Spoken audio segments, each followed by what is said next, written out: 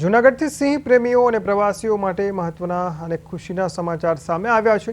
ચોમાસાની મોસમને ધ્યાને રાખીને દર વર્ષે 15 જૂનથી બંધ થતું ગીર અભયારણ્ય આ વર્ષે થોડા દિવસ વધારે ચાલુ રહેશે।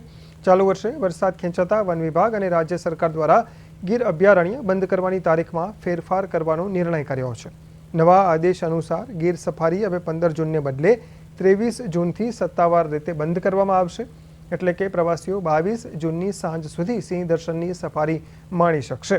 આ લંબાવવામાં આવેલા આગામી 7 દિવસ માટે વન વિભાગ દ્વારા સફારીનું ઓનલાઈન બુકિંગ વેબ પોર્ટલ પર ખુલ્લું મૂકી દેવામાં આવશે। ઓક્ટોબરથી જૂન સુધીની આ ચાલુ સિઝનમાં 4 લાખથી વધુ પ્રવાસીઓએ ગીર સફારીની મુલાકાત લીધી હતી અને આ ઉપરાંત ગીરના સિંહ દર્શન માટે જાણીતા દેવળિયા ઇન્ટરપ્રિટેશન ઝોન એટલે કે દેવળિયા સફારી પાર્કમાં પણ આ વર્ષે રેકોર્ડ બ્રેક 8 લાખથી વધુ પ્રવાસીઓ નોંધાયા છે।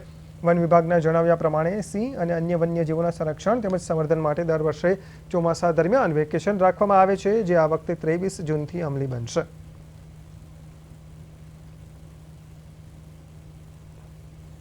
के अंदर अभ्यारण्य में सफारी का आयोजन किया जाता है। स्थानिक लोगों को रोजगार का अवसर मिले और यहाँ आने वाले प्रवासियों को लायन कंजर्वेशन के बारे में, सिंहों के विषय में और बायोडाइवर्सिटी के विषय में जानने को मिले, इसलिए हम लोग इको टूरिज्म के अंतर्गत यहाँ सफारी का संचालन करते हैं।